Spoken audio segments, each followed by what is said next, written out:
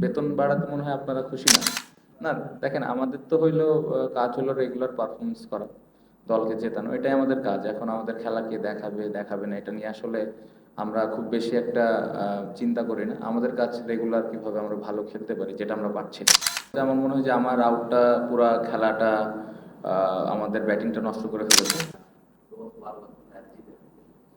অবশ্যই ডিসঅ্যাপয়েন্টিং। আমার মনে হয় যে ওভারঅল যদি পুরো ম্যাচটা আমি বিশ্লেষণ করি, আমরা আহ, খুব একটা ভালো ক্রিকেট খেলিনি, এবং যার কারণে ম্যাচ হারা। আম, অতিরিক্ত আপসেট এটা আসলে বলবো না, কারণ এটা একটা ইন্টারন্যাশনাল ম্যাচ ছিল। আমার মনে হয় আপসেট ভালো করিনি, এই কারণেই আর কি। আজকে সকালের প্রথম 5 ওভারে কি আসলে মানে খেলাটাকে জিম্বাবুয়ের হাতে ছেড়ে দিল? আমার কাছে তাই মনে হচ্ছে। আমার মনে হয় যে আমার আউটটা পুরা খেলাটা আমাদের ব্যাটিংটা নষ্ট করে ফেলেছে। আমার মনে হয় যে ওই মোমেন্টামটা ওরা পাওয়াতেই খেলাটা আমার কাছে মনে হচ্ছে যে আমরা হেরে গেছি। শেষ দিকে কিন্তু আশা ছিল যে উইকেট পড়ছিল, শেষ দিকে লাস্ট 2 উইকেট যখন পড়লো মনে হচ্ছিল যে একটা কিছু হতে পারে। না, আমার মনে হয় মিরাজ এবং তাইজুল ভাই ভালো ট্রাই করেছে, অসম্ভব ভালো বোলিং করেছে। আমার মনে হয় বোর্ডে এই ধরনের রান থাকার পরে যেভাবে ওরা বল করেছে অবশ্যই ক্রেডিট দিতে হবে। বাট আমার কাছে মনে হয় যে বোর্ডে এনাফ রান ছিল না। ক্যাপ্টেন 2018 সালে বাংলাদেশের রয়েছেন আপনি তখন টিমের জুনিয়র মেম্বার যে এখন আপনি ক্যাপ্টেন। এই 4 বছরে মানে এই কয়েক বছর অনেক কিছু হয়ে গেছে, মানে জিম্বাবুয়ে 10টা টেস্ট পর একটা নেতৃত্ব, তারপর তারা পুনেও ছেড়েছে আর তোমার আয়ারল্যান্ড বা আফগানিস্তানের কাছে। তো এই হারের তুলনায় কি এই হারের মানে গ্লানিটা বা এই হারের যে কষ্টটা সেটা একটু বেশি আপনার জন্য? বেশি বলবো না, হারলে যে কোনো ম্যাচ হারলেই খারাপ লাগে। অবশ্যই আহ, আমাদের অ্যাবিলিটি অনুযায়ী আমরা খেলতে পারিনি, এটা আমি বিশ্বাস করি। কারণ আমার মনে হয় যে আমরা এর থেকে ভালো ক্রিকেট খেলার মতো দল। এই জন্যই ডিসঅ্যাপয়েন্টেড। অনেক বেশি আহ, খারাপ লাগছে এই ম্যাচ হেরে, জিনিসটা এরকম না।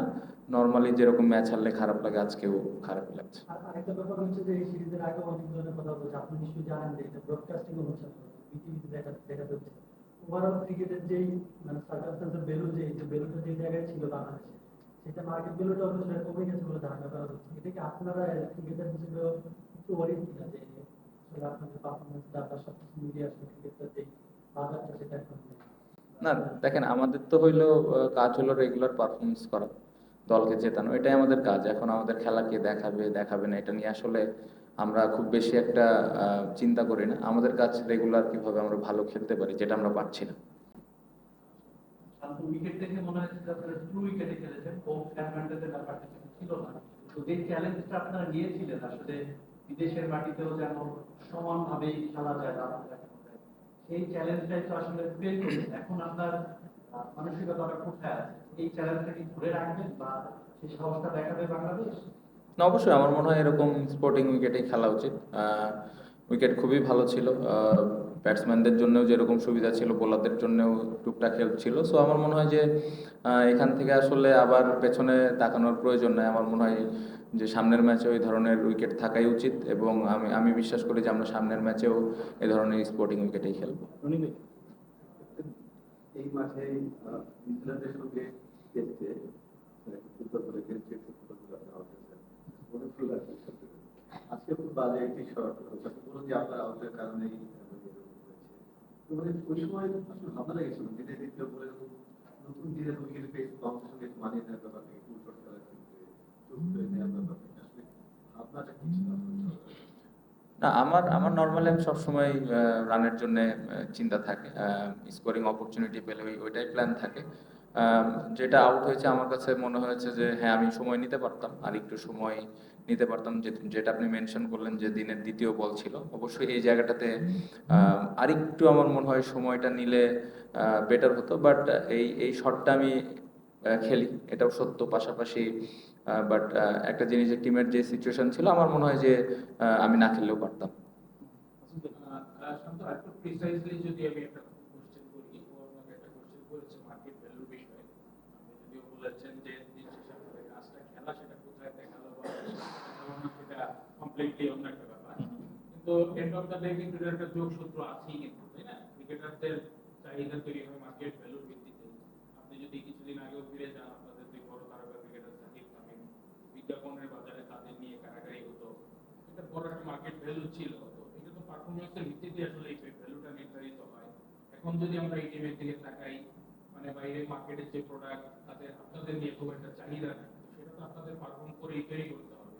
হ্যাঁ, বা হচ্ছে যে ক্রিকেট বোর্ড যে আপনাদের প্রচুর সুযোগ সুবিধা দিচ্ছে, সেটাও কিন্তু মার্কেট থেকে তৈরি হওয়া চাহিদার ভিত্তিতে যে ইনকামটা হচ্ছে সেটার ভিত্তিতে।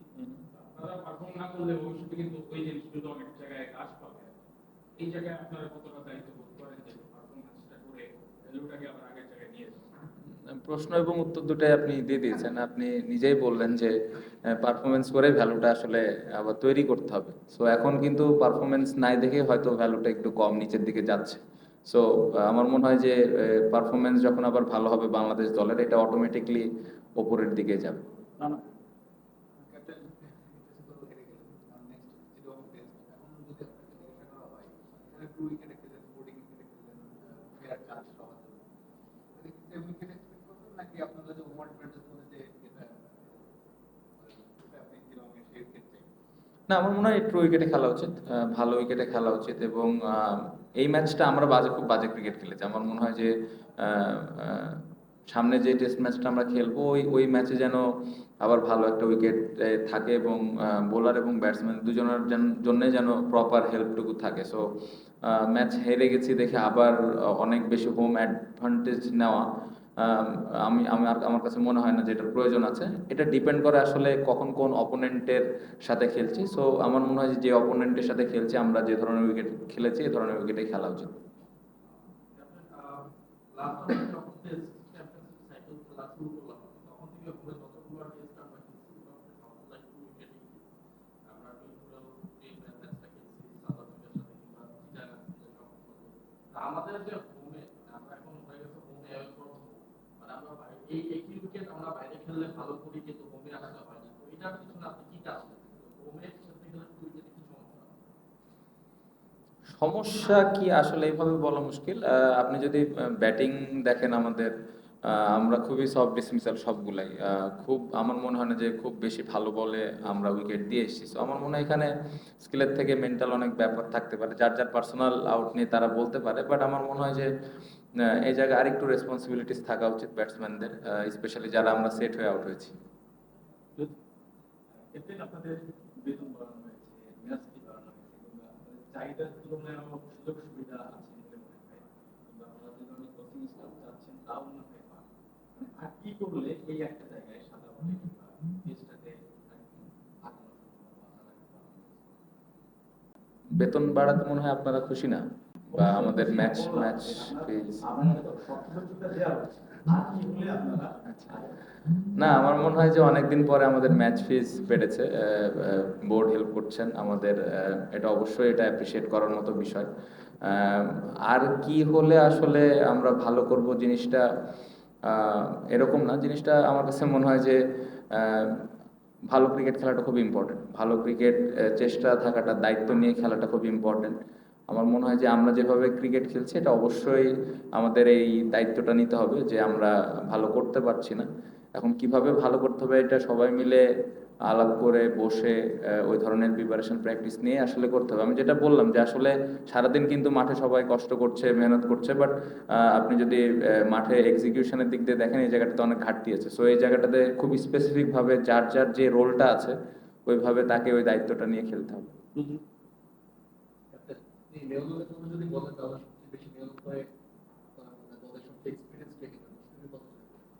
আপনি এর আগে বলেছিলেন বা কয়েকবার বলেছিলেন যে অটোমেটিক চয়েস না, দলের সবচেয়ে অভিজ্ঞ ক্রিকেটার যখন আপনার ধারাবাহিকভাবে ফেল করতেন, তারপর তাকে আপনি দলে কনসিডার করেন কিনা, নাকি তার প্রিভিয়াস অবদানের জন্য বা কিংবা অথবা তার সামনে একটা মাইলস্টোন আছে অ্যাটেন্ডেন্স, সেটার জন্য তাকে কন্টিনিউ করতে চান? ভাই, আপনি যেটা বললেন যে এক্সপিরিয়েন্স ক্রিকেটার, অনেক বছর ধরে খেলছেন, শুধুমাত্র যে উনি ব্যাটিংয়ে কন্ট্রিবিউট করেন দলকে সেরকম কিন্তু না আসলে। যখন উনি ফিল্ডিং করেন বিভিন্ন ধরনের কিন্তু প্ল্যানিং এর সাথে উনি পার্ট একটা থাকেন। সো বোলারদেরকে হেল্প করা, বা যখন উনি ব্যাটিং করেন ব্যাটসম্যানদেরকে হেল্প করা, বা যখন আমরা প্র্যাকটিস করি ওই সময় কার কি ল্যাকিংস আছে এই বিষয়গুলো নিয়েও কিন্তু আলাপ হয়। অবশ্যই তার ব্যাটিংটা অনেক ইম্পর্টেন্ট, বাট তার মাইল ফলক বা তার অতীতের এক্সপেরিয়েন্স এরকম কোনো কিছু চিন্তা আমি করছি না, আমার মনে হয় উনি নিজেও করছেন না। উনি চেষ্টা করছেন অবশ্যই প্রতি ম্যাচে যেন দলকে কন্ট্রিবিউট করা যায়। সো আমি আশা করব যে সামনে যে সুযোগ আছে, আর একটা ম্যাচ আছে, ইনশাল্লাহ উনি ঘুরে দাঁড়াবেন। এবং কন্ট্রিবিউশনের দিক দিয়ে আমি স্টিল আশা ছাড়ছি না, কারণ এরকম অনেক সময় আছে গেছে ওনার, আবার ওখান থেকে ফেরতও আসছেন। সো আমার মনে হয় যে উনি ভালোভাবে ফেরত আসতে পারবেন। আসলে আপনি বলেছিলেন যে জিম্বাবুয়ে আসলে সাউথ আফ্রিকা অস্ট্রেলিয়াকে যেভাবে দেখেন সব দলকে একইভাবে দেখেন। 6-7 মাস আগে সাউথ আফ্রিকার সাথেও টুনিলে ভূমি হেরেছেন সেই সাউথ আফ্রিকা টেস্ট চ্যাম্পিয়নশিপের ফাইনালে। খারাপ লাগাটা নিশ্চয়ই রক্ত মাংসের মানুষ, আসলে খারাপ লাগাটা নিশ্চয়ই কম হয়, কিন্তু প্রতিপক্ষ জিম্বাবুয়ে যাদের আসলে সেই রকম সুযোগ সুবিধা নেই, টেস্ট চ্যাম্পিয়নশিপে খেলতে পারে না, কালে ভদ্রই টেস্ট খেলেন, গত 4-5 বছর ধরে তারা টেস্টে জয় নেই, এই দলের বিপক্ষে এইভাবে হারলে আসলে স্বাভাবিক ডিমোরালাইজ হয়ে যাওয়ার কথা। সেই জায়গাতে আপনি ক্যাপ্টেন হয়ে দলকে কিভাবে মোটিভেট করবেন আগামী 3 দিনে, যেহেতু চট্টগ্রাম টেস্টের আগে? দেখেন, প্রফেশনাল ক্রিকেটার অবশ্যই মোটিভেটেড হইতে হবে, আর আসলে মোটিভেটেড দিয়ে আসলে খুব একটা কিছু হয় না, সত্যি কথা। আবার ওই যে যে জায়গায় ভুল করেছে ওই জায়গাটা যেন আবার ভুল না হয়, এটা নিয়ে কাজ করতে হবে। বাট আজকের ম্যাচ নিয়ে যদি আমাকে পার্সোনালি জিজ্ঞেস করেন, অ্যাজ এ ক্যাপ্টেন হিসেবে পুরো ম্যাচটা আমি একা হারাই দিছি, সত্যি কথা। কারণ সকালের ওই আউটটাতে আমার মনে হয় পুরো খেলাটা নষ্ট হয়ে গেছে। কারণ ওইখানে যদি একটা 50-60 রানের পার্টনারশিপ হইতো, তাহলে হয়তো 220 টু 220 প্লাস রান হলেই কিন্তু আমরা হয়তো একটা ভালো অবস্থানে থাকতাম, যেটা সকালে আমার একটা ইন্টারভিউ আমি বলেছি ব্যাটিং এর আগে। সো আমার মনে হয় যে এই পুরা ম্যাচের আসলে আমি সবার দিকে আসলে যেতে চাই না, পুরা দায়ভারটা আমি নিতে চাই, কারণ খুব বাজে সময় আমি আউট হয়েছি। এটা কি মনে হয় যে আপনি মানে পুরো ব্যাটিং লাইনআপ জিম্বাবুয়ের বোলিং লাইনআপ একটু আন্ডার এস্টিমেট করেছেন, কারণ ওরা রিপিটেডলি হয়তো একটা লেন্থে বোলিং করে গেছে, দেখা গেছে ওগুলো অ্যাটাক করতে যাতে বলে সব ডিসমিসের অনেক ছিল, তো মুজারাবানি 9 উইকেট নিয়েছে, তো আরেকটু কেয়ারফুলি নিতে হবে। না, অবশ্যই ভালো বল করেছে, এটা অবশ্যই মানতে হবে, ওর হাইটের একটা অ্যাডভান্টেজ তো থাকেই। আমার মনে হয় স্টিল যেহেতু ওই ভালো বল করছিল, অ্যাজ এ ব্যাটিং ইউনিট আমাদেরকে আরেকটু দায়িত্ব নিতে হইতো, তার এগেনস্টে আর একটু ভালো প্ল্যান করার প্রয়োজন ছিল, কারণ সে ওদের মেন বোলার ছিল। সো ওই মেন বোলারকে কিভাবে আমরা ওর স্পেলগুলো হ্যান্ডেল করবো, এটা গুরুত্বপূর্ণ ছিল, যেটা আমার মনে হয় যে আমরা কিছু সময় করেছি, বাট লম্বা সময় ধরে করতে পারি। Thank you.